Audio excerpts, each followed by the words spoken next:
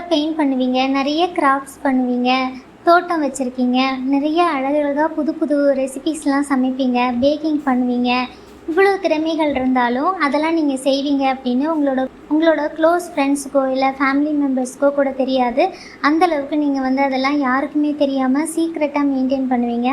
யாராவது அதெல்லாம் கண்டுபிடிச்சி உங்களை பாராட்டினாக்கா அந்த பாராட்டை வந்து முழுமையாக ஏற்றுக்கிறதுக்கு உங்களுக்கு வந்து ஷையாக இருக்கும். அதை நீங்கள் அக்செப்ட் பண்ணிக்கவே மாட்டீங்க.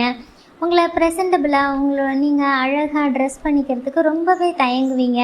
இந்த மாதிரி ஹேபிட்ஸ்லாம் இருந்துச்சு அப்படின்னா அதுக்கு என்ன காரணம், அதை எப்படி நம்ம ஐடென்டிஃபை பண்ணி மாற்றிக்கிறது அப்படிங்கிறத பற்றி இந்த வீடியோவில் டிஸ்கஸ் பண்ணலாம்.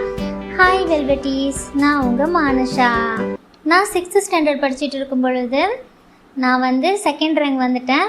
என்னோடய பக்கத்து வீட்டில் இருக்கிற ஒரு பொண்ணு எல்லா சப்ஜெக்ட்லேயுமே வந்துட்டு பாஸ் பண்ணியிருந்தா. 2 பேரும் ஒரே கிளாஸ் தான். பட் எங்கள் வீட்டில் வந்து எங்கள் அம்மா அப்பா என்னை திட்டி ரொம்ப வந்துட்டு நான் படிக்கவே இல்லை அப்படின்னு சொல்லி திட்டியிருந்தாங்க. எப்பயும் வந்து ஃபஸ்ட் மார்க் வர நீ இப்படி வந்து 2nd மார்க் வாங்கியிருக்க, அதையும் தவிர மார்க்ஸும் நீ ரொம்ப கம்மியாக வாங்கியிருக்க அப்படின்னு சொல்லி ரொம்ப திட்டினாங்க. ஆனால் அந்த பொண்ணுக்கு எல்லா பேப்பர்லேயும் பாஸ் பண்ணதுக்கு அதுக்கு ஒரு பென்னு வாங்கி கொடுத்துருந்தாங்க. இது மாதிரி இன்னொரு இன்சிடெண்ட் என்ன அப்படின்னா, எங்கள் அம்மா கிட்ட இதே மாதிரி நெய்பரில் யாரோ ஒருத்தங்க வந்து சொன்னாங்க, என் பொண்ணு பண்ண பூரி வந்து உப்பிடுச்சு அப்படின்னு சொன்னாங்க. உப்பி பெருசாக அழகாக வந்திருக்கு அப்படின்னு சொன்னாங்க. எத்தனை பூரி அப்படின்னு பார்த்தா ஒன்று தான், மீதியெல்லாம் சரியாக வரலை. அதுக்கே அவங்க வந்து நிறைய அப்ரிஷியேட் பண்ணியிருந்தாங்க. பட் நம்ம போடுற எல்லா பூரியுமே பூரி மாதிரி அழகாக தான் இருக்கும், உப்பி இருந்தால் தானே பூரி. ஆனால் அதில் 1-2 வந்து சரியாக வரலை அப்படின்னா நம்ம அதுக்கு வந்து நிறையா வந்து கில்ட் ஃபீல் ஆகும், குற்ற உணர்வு வரும், என்ன இப்படி மிஸ் பண்ணிட்டோம் அப்படின்னு தோணும். அந்த மாதிரி ஏன் நடக்குது, எதனால் நம்ம இவ்வளோ டிஃப்ரென்ஸ் 2 பேருக்கும் அப்படிங்கிறத பற்றி பார்த்தோம் அப்படின்னா, சில வீடுகளில் அந்த குழந்தைங்க எது செஞ்சாலுமே அவங்க பேரண்ட்ஸ்க்கு வந்து ஸ்பெஷல் தான். அந்த குழந்தையே ஸ்பெஷல் தான். அந்த குழந்தையோட ப்ரெசன்ஸு, அந்த குழந்தை அந்த வீட்டில் இருக்கிறது, அதுவே வந்து அந்த பேரண்ட்ஸ்க்கு வந்து ரொம்ப சந்தோஷமாக இருக்கும். அந்த குழந்தை எது செஞ்சாலும், அது ஸ்கூலுக்கு போனாலும் சரி, அது ஏதாச்சும் புதுசாக ட்ரை பண்ணாலும் சரி, ஒரு கிறுக்கி போட்டுருச்சுன்னா கூட அதை கூட பெயிண்டிங்னு சொல்லி பேரண்ட்ஸ் வந்து ரொம்ப சந்தோஷமாக அந்த குழந்தைய வந்து கொண்டாடுவாங்க. பொதுவாக குழந்தை எப்படி இருந்தாலும் அதை அப்படியே அக்செப்ட் பண்ணி கொண்டாடுறது பேரண்ட்ஸ் மட்டும்தான். மற்றவங்க வந்து அந்தளவுக்கு நம்மளை அப்ரிஷியேட் பண்ண மாட்டாங்க. ஆனால் சில ஃபேமிலியில் அந்த குழந்தைங்கள இன்னும் செய்யணும், இன்னும் நல்லா பெட்டராக இருக்கணும், இன்னும் நிறைய பண்ணணும் அப்படின்னு சொல்லிட்டு அதை ப்ரெஷர் பண்ணிட்டே இருப்பாங்க. அந்த குழந்தைங்க எவ்வளோ தான் பெஸ்ட்டாக பண்ணாலும் அந்த பேரண்ட்ஸ் சாட்டிஸ்ஃபை ஆகவே மாட்டாங்க. தென் அந்த குழந்தைங்க வந்து அந்த வீட்டில் இருக்கணும் அப்படின்னா அவங்க ஏதாச்சும் ஒரு விஷயம் செஞ்சு சாதிச்சுட்டே இருக்கணும். அவங்க ஏதோ ஒரு விஷயம் செஞ்சால் மட்டும்தான் அந்த வீட்டில் அவங்களால இருக்க முடியும். அப்போ தான் வந்து அந்த அப்பா அம்மாவோட அன்புக்கு வந்து அவங்க தகுதியானவங்களாக இருப்பாங்க. மார்க்ஸ் குறைஞ்சிருச்சு அப்படின்னா அவங்க அன்பு மொத்தத்தில் அந்த பேரண்ட்ஸ் அன்பு காட்ட போகிறதே கிடையாது. அதுக்கு அவங்க சொல்கிற ரீசன் வந்து இந்த குழந்தை சரியாக இல்லை அப்படிங்கிறது தான். அதுதான் உண்மை. இந்த மாதிரி சில பேரண்ட்ஸ்க்கு அவங்களோட குழந்தைங்கள நேசிக்க முடியாது. அப்படிப்பட்ட பேரண்ட்ஸை அன்அவைலபிள் பேரண்ட்ஸ் அப்படின்னு சொல்லுவாங்க. அது அம்மாவாகவும் இருக்கலாம், அப்பாவாகவும் இருக்கலாம், இல்லை 2 பேருமாவும் இருக்கலாம். 2 பேருமா இருக்கும் பொழுது அந்த குழந்தை அந்த வீட்டில் ஒரு அழையா விருந்தாளி மாதிரி தான் இருக்கும். ஒரு கல்யாணத்துக்கு கூப்பிடாம போயிட்டோம் அப்படின்னா, இல்லை கூப்பிட்டு அங்கே போனதுக்கப்புறம் நம்மளை அவங்க கண்டுக்கவே இல்லை, குறுக்க மறுக்க போகிறாங்க, ஆனால் நம்மளை வாங்கன்னு சொல்லவே இல்லை, உட்காருங்கன்னு சொல்லவே இல்லை, சாப்பிட்றதா வேண்டாமான்னு தெரியல, அங்கே என்ன பண்ணணும்னு தெரியல அப்படின்னா எவ்வளோ கஷ்டமாக இருக்கும். அதே மாதிரி ஒரு குழந்தை ஒரு குடும்பத்தில் பிறந்ததுலேருந்தே வளர்ந்துச்சு அப்படின்னா அது எவ்வளோ கஷ்டமாக இருக்கும். அந்த மாதிரி சில பேருக்கு அமைஞ்சு போயிடும்.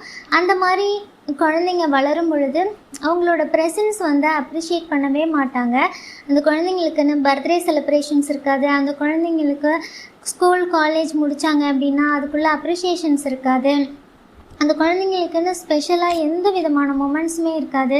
அவங்க அந்த வீட்டில் வாழ்ந்ததுக்கான ஒரு அடையாளமும் இருக்காது. ஒரு ஃபோட்டோஸோ அந்த குழந்தையோட ஃபோட்டோ ஃப்ரேம் பண்ணி வீட்டில் மாட்டி வைக்கிறது அந்த மாதிரி எதுவுமே இருக்காது. அந்த குழந்தைங்களுக்குன்னு ஸ்பெஷலாக எந்த விதமான பொருட்களுமே அவங்க வாங்கி கொடுத்துருக்க மாட்டாங்க. இது ஒரே குழந்தையாக இருந்தாலும் நடக்கலாம், இல்லை நிறையா குழந்தைங்க இருந்து மற்றவங்களுக்கெல்லாம் நடந்து ஒரு குழந்தைக்கு மட்டும் நடக்காமல் இருக்கலாம். எது எப்படியோ இந்த மாதிரி வளர்கிற குழந்தைங்களுக்கு அவங்கள பற்றி ஒரு நிறைய வந்து ஒரு செல்ஃப் ஒர்த்தில் டவுட் இருக்கும். அதாவது எல்லாரும் உருப்படியாக பிறந்துட்டாங்களோ, நம்ம மட்டும் இந்த உலகத்தில் தேவையில்லாமல் பிறந்துட்டோமோ அப்படின்ற மாதிரி ஒரு தாட் இருக்கும். ஸோ இவங்கக்கிட்ட அடல்ட் ஆனப்புறம் நிறைய ப்ராப்ளம்ஸ் இருக்கும். அதெல்லாம் என்னென்ன ப்ராப்ளம்னு பார்க்கலாம். இந்த மாதிரி குழந்தைங்க வளர்கிறதும் இந்த சுச்சுவேஷனில் இருக்கிறதும் அது குழந்தைங்களோட தப்பு கிடையாது. அது அந்த பேரண்ட்ஸோட ப்ராப்ளம். குழந்தைய நேசிக்க முடியாத, அந்த குழந்தை எப்படி இருக்கோ அப்படியே நேசிக்க முடியாதது அந்த பேரண்ட்ஸோட பிரச்சனை. அது குழந்தையோட பிரச்சனை இல்லை. அந்த இடத்துல இன்னும் அழகாக, இன்னும் திறமையாக, இல்லை பெண் குழந்தையாக இருந்தாங்க அப்படின்னா ஆண் குழந்தையாக இருந்தாங்க அப்படி தான் நேசிச்சிருப்பாங்களா அப்படின்னா அப்படிலாம் கிடையவே கிடையாது. எந்த குழந்தையாக இருந்தாலும் அதுக்கு அதுதான் நிலைமை. இது வந்து பேரண்ட்ஸோட ப்ராப்ளம். நம்ம அதுக்குள்ளே போக வேண்டாம். இன்றைக்கி நம்ம அந்த சுச்சுவேஷனில் இருந்தோம் அப்படின்னா நம்மளை எப்படி மறுபடியும் செல்ஃப் கேர் பண்ணிக்கிறது, நம்மளோட செல்ஃப் ஒர்த்தை எப்படி வெளியில் கொண்டு வரது, நமக்கு என்ன பிரச்சனை இருக்குங்கிறத மட்டும் நம்ம இந்த வீடியோவில் பார்க்கலாம். இந்த மாதிரி சூழ்நிலையில் வளர்கிற குழந்தைங்களுக்கு அவங்களோட செல்ஃப், அவங்களோட இன்ட்ரெஸ்ட் அதெல்லாம் வந்துட்டு சுத்தமாக புறக்கணிக்கப்படும். அதனால் எது இம்பார்ட்டண்ட் அப்படிங்கிறதே அவங்களுக்கு தெரியாது. அந்த வீட்டில் மற்றவங்களுக்கு, நெய்பர்ஸ்க்கு, ரிலேட்டிவ்ஸ்க்கெலாம் போக தான் இந்த குழந்தைங்களுக்கே அவங்க டைம் வந்து ஸ்பெண்ட் பண்ணுவாங்க. அப்படி இருக்கும் பொழுது அந்த அன்புக்காக அந்த குழந்தைங்க வந்து ரொம்பவே வந்துட்டு ஏங்குற மாதிரி இருக்கும். அப்போ கண்டிப்பாக அவங்கக்கிட்ட பீப்புள் ப்ளீஸிங் அப்படிங்கிற ஒரு பழக்கம் இருக்கும். தென் அவங்க வந்துட்டு தப்பு செஞ்சாலும் செய்யலைனாலும் எல்லாருக்கிட்டையும் அவங்க போயிட்டு சாரி கேட்பாங்க. ஏன்னா நம்ம அவங்கள ஹர்ட் பண்ணிட்டோமோ, நம்ம தப்பு பண்ணிட்டோமோ, நம்மளால் அவங்களுக்கு இப்படி ஆயிடுச்சோ அப்படிங்கிற மாதிரி தானாகவே போயிட்டு வாண்டடாக போயிட்டு சரணடைஞ்சு சாரி கேட்பாங்க. அந்த மாதிரி ஒரு ஹேபிட் அவங்களுக்கு இருக்கும். அடுத்தது அவங்களோட விருப்பு வெறுப்புகளை வெளியில் சொல்ல முடியாது. இந்த விஷயம் எனக்கு பிடிச்சிருக்கு, இந்த விஷயம் எனக்கு பிடிக்கல அப்படின்னு எஸ் நோ சொல்கிறதுல நிறைய பிரச்சனைகள் இருக்கும். டிசிஷன் மேக்கிங் ப்ராப்ளம் மேக்கிங்கில் வந்து என்ன பிரச்சனை அப்படின்னா, இது வேணும் வேணாங்கிறது அவங்களுக்கு வந்து தெரியும். அதில் அவங்களுக்கு எந்த குழப்பமும் கிடையாது. ஆனால் அதுக்கு நம்ம ஒர்த்தாக இருக்குமா, நம்மளால் அதை பண்ண முடியுமா அதாவது இப்போ ஒருத்தங்களை அவங்களுக்கு பிடிச்சிருக்கு, இல்லை ஃப்ரெண்ட் ஆகணும், இல்லை ரிலேஷன்ஷிப்பில் இருக்கணுன்னா கூட அதை இனிஷியேட் பண்ண அவங்களுக்கு பயமாக இருக்கும். ஏன் அப்படின்னா நம்ம அவங்களுக்கு ஒர்த்தாக இருக்குமா அப்படிங்கிற மாதிரி ஒரு டவுட் வரும். ஏன் இந்த டவுட் வருது அப்படின்னா, நம்மளோட ப்ரெசன்ஸை நம்மளோட வீட்டில் நம்மளோட பேரண்ட்ஸ் மதிக்கலை அப்படிங்கிறதுனால நமக்கு வந்து வெளியில் போகும்போதும் இவங்களுக்கு நம்மளை ஃப்ரெண்டாக வச்சுக்கிறதுக்கு பிடிக்குமா, நம்ம இவங்களுக்கு ஃப்ரெண்டாக இருக்கிறதுக்கும் நமக்கு வந்துட்டு தகுதி இருக்கா, அந்த மாதிரியெல்லாம் நம்ம வந்து யோசிக்க ஆரம்பிப்போம். கண்டிப்பாக அங்கே ஒன்றும் இருக்க போகிறதில்ல, இருந்தாலும் நம்மளே அப்படி நம்மளை வந்து நினச்சிப்போம். இந்த மாதிரி ப்ராப்ளம்ஸ்லாம் இருக்கும். ஏன் அப்படின்னா அந்த தகுதி அப்படின்ற ஒரு விஷயம் வந்து நமக்கு சின்ன வயசுலேருந்தே சொல்லியிருக்காங்க. அதாவது இப்போ நான் ஒரு கிராஃப்ட் நான் பண்ணுறேன் அப்படின்னா, இதை நான் போஸ்ட் பண்ணோம் அப்படின்னா இதை அப்ரிஷியேட் பண்ணுவாங்களா? இது ஏன் அப்படின்னா, நான் பண்ணது, நம்ம வந்து ஒரு குழந்தை வந்து என் பொண்ணு பண்ணது, இது என்னோடது, என்னோடய ஒய்ஃப் பண்ணது, என்னோடய ஃப்ரெண்டு பண்ணது, அந்த பண்ணின விஷயத்துக்கு வந்து இம்பார்ட்டண்ட்டே கிடையாது. அதை எல்லாரும் பண்ணலாம். ஆனால் அதை யார் பண்ணாங்கங்கிறத அப்படி எடுத்து அப்ரிஷியேட் பண்ணுவாங்க. என் ஒய்ஃப் பண்ணது, என்னோடய அம்மா பண்ணது, என்னோடய அப்பா பண்ணது, இது என்னோடய குழந்தை பண்ணது அப்படின்னு சொல்கிறாங்க இல்லையா? அதில் தான் வந்துட்டு அதோட விஷயமே வந்து வருது. ஏன்னா நம்ம வந்து புதுசாக யாரும் செய்யாததை செய்ய போகிறது கிடையாது. வழக்கமாக எல்லோரும் பண்ணுறதா பண்ண போகிறோம்.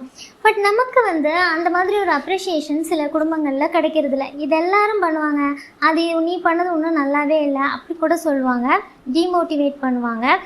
இதெல்லாம் ஒரு விஷயம்னு போய் நீ பண்ணிகிட்ருக்கிற அப்படி கூட சொல்லுவாங்க. ஆனால் இதே வந்துட்டு ஒரு சில பேர் நம்மளோட ஃப்ரெண்ட்ஸ்லாம் பார்த்திங்கன்னா நீ பண்ணதா அப்படி சொல்லுவாங்க. ஏன்னா அது நல்லா நான் முதல்ல வந்துட்டு என்னோடய ஆர்ட்டை வந்து ஒரு லேடிஸ் வெப்சைட்டில் தான் நான் வந்துட்டு ரொம்ப தயங்கி என்னோடய குல்லிங் ஆர்ட்டை வந்து நான் போஸ்ட் பண்ணேன். பட் அங்கே இருக்கிறவங்க எல்லாருமே வந்துட்டு ஓ மை காட் நீ பண்ணதா, நீ பண்ணது ரொம்ப அழகாக இருக்குது, இது மாதிரி நாங்கள் பார்த்ததே இல்லை அப்படி சொல்லுவாங்க.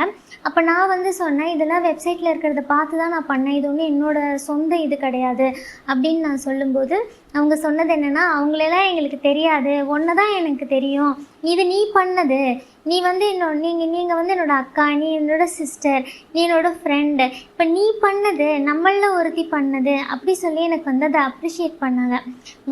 வந்துட்டு எனக்கு கிடைச்ச ஒரு அப்ரிஷியேஷன் அதுதான்.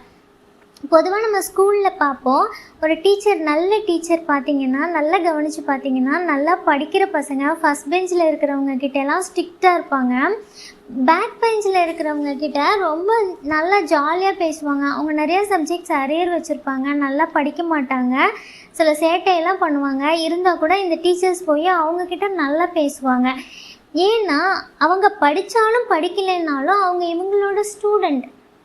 எஸ், இவங்களோட ஸ்டூடெண்ட், இவங்க கிளாஸ்க்கு அவங்க வந்துட்டாங்க.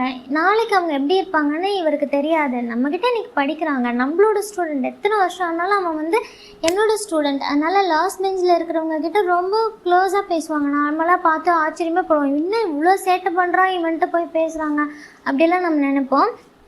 அவன் படித்தாலும் படிக்கலைனாலும் அவனோட ப்ரெசன்ஸை அவர் வந்து மதிக்கிறாரு. அது வந்து நமக்கு கிடைக்காத போது நமக்கு இந்த மாதிரி ப்ராப்ளம்ஸ் எல்லாம் கண்டிப்பாக வரும்.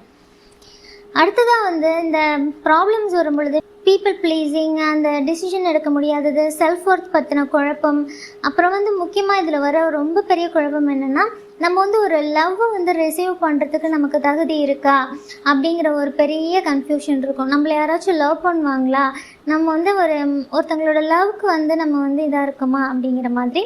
லவ் வந்து அன்கண்டிஷ்னல். அதுக்கு நம்ம வந்து ஹார்ட் ஒர்க் பண்ணி நமக்கு வந்து கிடைக்கணும்னு அவசியம் கிடையாது. ஸோ உண்மையான லவ் வந்து உங்களோட ப்ரெசன்ஸை அப்படியே பார்த்தே லவ் பண்ணுவாங்க. ஸோ லவ்வும் நமக்கு கிடச்சிரும். அதை பற்றி நம்ம கவலைப்பட வேண்டியதில்லை.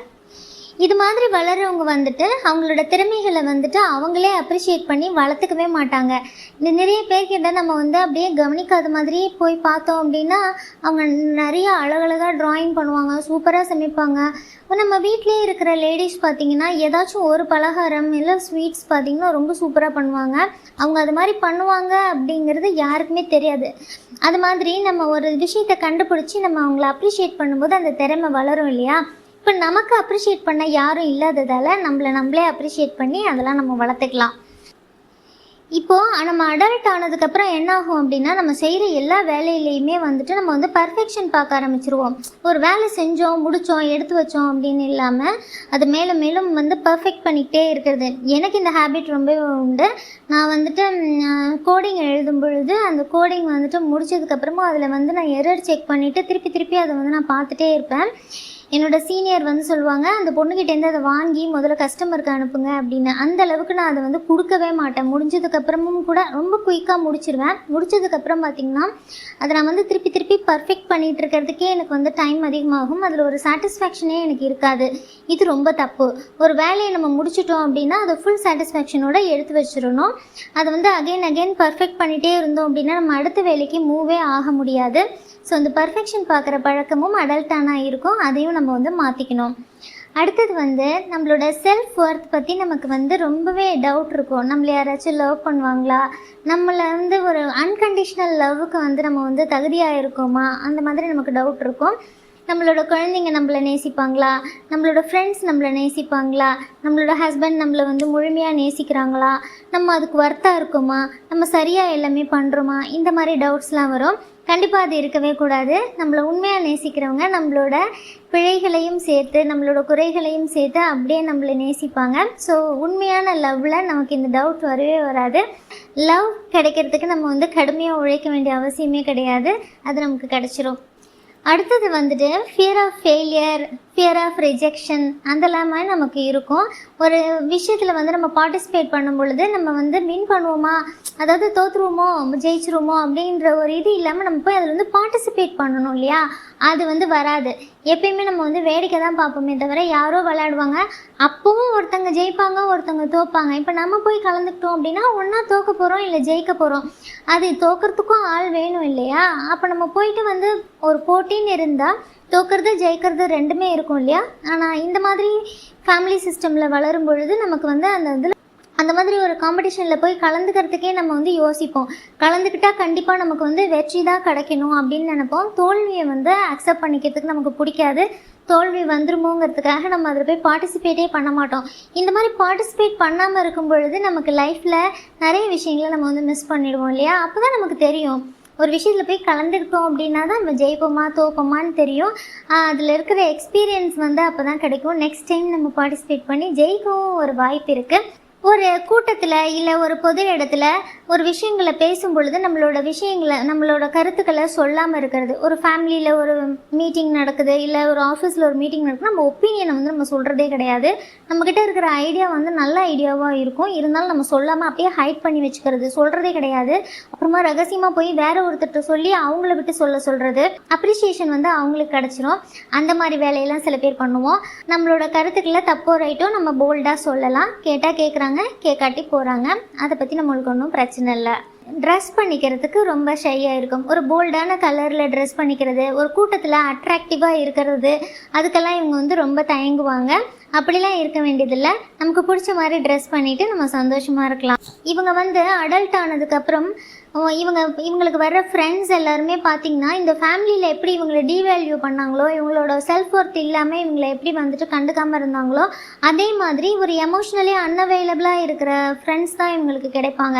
இவங்க அவங்கள சாட்டிஸ்ஃபை பண்ணிகிட்டே இருப்பாங்க. அவங்கள்ட்ட வந்து அந்த மாதிரி அன்அவைலபிளாக இருக்கிற ஒரு பர்சன் கிட்ட நம்ம வந்து பழகும் பொழுது அவங்களுக்கு நம்ம எவ்வளோ தான் வந்து நம்ம வந்து லவ் கொடுத்தாலும், அவங்களுக்கு எவ்வளோ தான் பண்ணாலும் அவங்க வந்து சாட்டிஸ்ஃபை ஆகவே மாட்டாங்க. அதே மாதிரி தான் நமக்கு ஃப்ரெண்ட்ஸ் கிடைப்பாங்க. அதே மாதிரி சாட்டிஸ்ஃபையே ஆகாத ஒரு பாஸ் கிட்ட தான் போய் இவங்க ஒர்க் பண்ணுவாங்க. அவங்க வந்து நீ இன்னும் நிறையா பண்ணணும், நீ நிறையா கற்றுக்கணும் அப்படின்னு சொல்லி வேலை வாங்கிட்டே இருப்பாங்க. நம்ம இன்னும் கற்றுக்கணுமோ அப்படின்னு நினச்சிக்கிட்டு அவங்க பண்ணிகிட்டே இருப்பாங்க. இதே மாதிரி இவங்க வந்து போகிற இடம் ஃபுல்லாகவே வந்து இதே மாதிரி ஒரு அன்அவைலபிளான பர்சனையே வந்துட்டு அட்ராக்ட் பண்ணிட்டே இருப்பாங்க. ஸோ இந்த பழக்கத்தை நம்ம முதல்ல மாற்றி நம்மளோட செல்ஃப் ஒர்த்தை வந்து நம்ம வந்து நமக்கு நாமே ப்ரூஃப் பண்ணால் மட்டும்தான் இந்த சைக்கிள் உடையும். அப்போ தான் நம்மளை வந்து வேல்யூ பண்ணுற ஒருத்தர் நமக்கு கிடைப்பாங்க. நமக்கு செல்ஃப் ஒர்த் இல்லை அப்படின்னு நம்ம யோசிக்கும்போது, நம்மளை யாரும் நேசிக்கலை அப்படின்னு நம்ம நினைக்கும் பொழுது, நம்மளை கைவிட்டுருவாங்களோ, எங்கே நம்மளை விட்டு இவங்க போயிடுவாங்களோ அப்படிங்கிற பயம் எப்போதுமே இருக்கும். சில சமயத்தில் அவங்க போயிடுவாங்கன்னு நினச்சிக்கிட்டு நம்மளே முதல்ல வந்துட்டு நம்ம ஈகோ பார்த்துட்டு நம்ம முதல்ல சண்டை போட்டுருவோம். கடைசியில் பார்த்தா அப்போலாம் ஒன்றுமே இருக்காது, அவங்க நம்ம கூட இருக்கணும்னு தான் நினச்சிருப்பாங்க. பட் நம்மளே பயந்துக்கிட்டு இவன் நம்மளை விட்டுட்டு போகிறதுக்குள்ளே நம்மளே விட்டுருவோம் அப்படின்னு சொல்லி முன்னாடியே நம்மளே வந்துட்டு அவங்கள இது பண்ண ஆரம்பிச்சிருவோம். இந்த மாதிரி அனாவசியமாக சில ஹேபிட்ஸ்லாம் வந்து நமக்கு ஒட்டிக்கும். அதெல்லாம் நம்ம அப்பப்போ பார்த்து செக் பண்ணி கட் பண்ணிடணும். நம்மளை விட்டு யாரும் போக மாட்டாங்க. நம்மளோட ஒர்த்து நம்மளோட இது தெரிஞ்சவங்க நம்ம கூட இருப்பாங்க. நம்ம கூட இருக்கிறவங்க மட்டும் நமக்கு போதும்.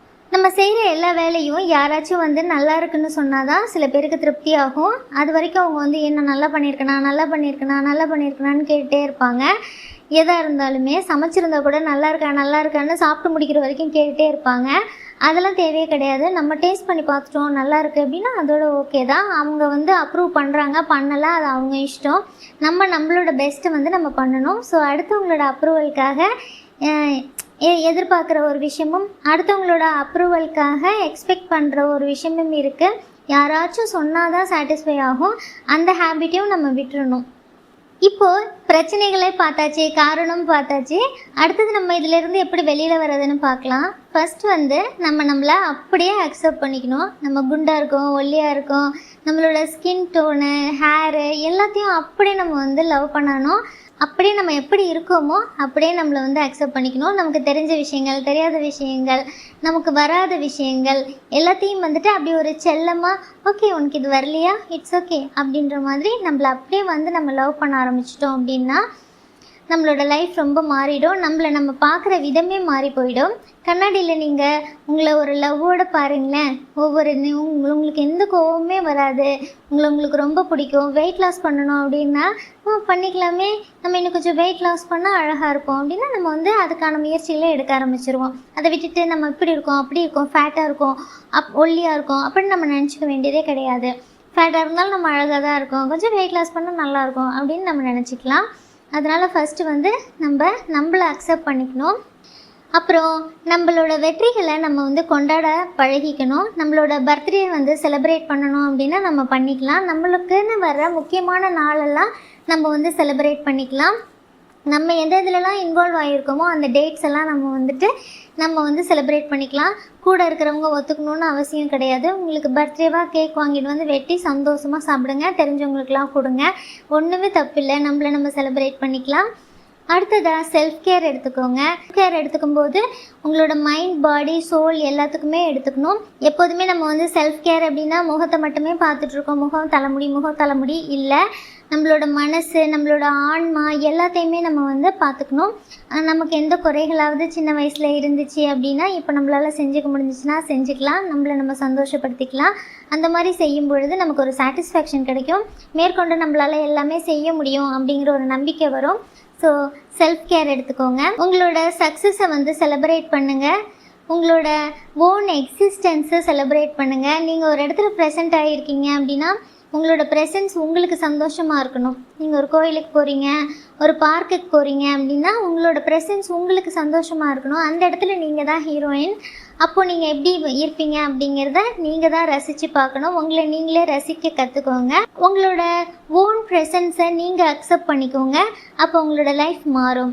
உங்களோட எமோஷன்ஸை நீங்கள் வந்து அலோவ் பண்ணுங்கள். அழணும்னு தோணுச்சுன்னா அழுங்க. ஏதோ ஒரு விஷயம் கேட்குறீங்க, உங்களுக்கு அப்படியே எமோஷ்னலாக இருக்குது, அழணும்னு தோணுது, டல்லாக இருக்குது, சோர்வாக இருக்குது அப்படின்னா அதெல்லாம் அப்படியே மறைச்சிட்டு நீங்கள் சிரிக்கணும், உற்சாகமாக இருக்கணும். அது அப்படியே வலியே தெரியாத மாதிரி நம்ம வாழணும் அப்படின்னு கிடையாது. உங்களுக்கு அழணும்னு தோணுச்சுன்னா அழுங்க, ரெஸ்ட் எடுக்கணும்னு தோணுச்சுன்னா ரெஸ்ட் எடுங்க. யார் கூடயும் பேச பிடிக்கல, தனியாக இருக்கணும் அப்படின்னு நினச்சிங்கன்னா தனியாக இருங்க. உங்களுக்கு உங்களோட எமோஷன்ஸை நீங்கள் வந்து அலோவ் பண்ணுங்கள். அது என்ன சொல்லுது, என்ன பண்ணுதுங்கிறத கவனிங்க. அதை முதல்ல ரெஸ்பெக்ட் பண்ணுங்கள். நமக்கு ஒரு விஷயம் வந்து அழ வருது, நமக்கு மனசில் பாரமாக இருக்குது அப்படின்னா அதுக்கு ஏதோ ஒரு காரணம் இருக்கும். சும்மா அது வர்றது கிடையாது. ஸோ அதை வந்து இல்லை அப்படின்னு சொல்லி இக்னோர் பண்ணிவிட்டு நான் எப்பயும் போல் இப்படி தான் இருப்பேன், நான் சிக்மா மாதிரி இருப்பேன், நான் வந்து இப்படி சைலண்டாக இருப்பேன், கருணையாக இருப்பேன், அன்பாக இருப்பேன் அப்படியெல்லாம் வந்து நம்ம வந்து எமோஷன்ஸை சப்ரெஸ் பண்ணி வாழ வேண்டியதில்லை. உங்களுக்கு என்ன தோணுதோ, எப்படி இருக்கோ அதை அலோவ் பண்ணி அதை ரெஸ்பெக்ட் பண்ணி இருங்க. உங்களோட ஸ்ட்ரென்த் என்ன, வீக்னஸ் என்னன்னு பாருங்கள். வீக்னஸ் எதனால் வந்துச்சுன்னு பாருங்கள். வீக்னஸை அக்செப்ட் பண்ணிக்கோங்க. அது வந்து மாற்றணும், அதை வந்து சரி பண்ணணுன்னா அதுக்கு வந்து ரொம்ப கில்ட்டியாக ஃபீல் பண்ணிக்காதீங்க. ஸோ என்னால் முடியல, இவ்வளோ தான் முடியுங்கிறத அக்செப்ட் பண்ணிக்கோங்க. எல்லாராலையும் எல்லாத்தையும் செய்ய முடியாது. பட் அதே ஸ்ட்ரென்த்தில் கான்சென்ட்ரேட் பண்ணி அதில் ஏதாவது சாதிக்க முடியுமான்னு பாருங்கள். இப்போ எவ்வளவோ வந்துட்டு நமக்கு சோஷியல் மீடியா இருக்குது. கிராஃப்டா, ஆர்ட்டு, பெயிண்டிங்கு, இல்லை பேசணும், என்ன தோணுதோ எது வேணாலும் நம்ம வந்து செய்யலாம்.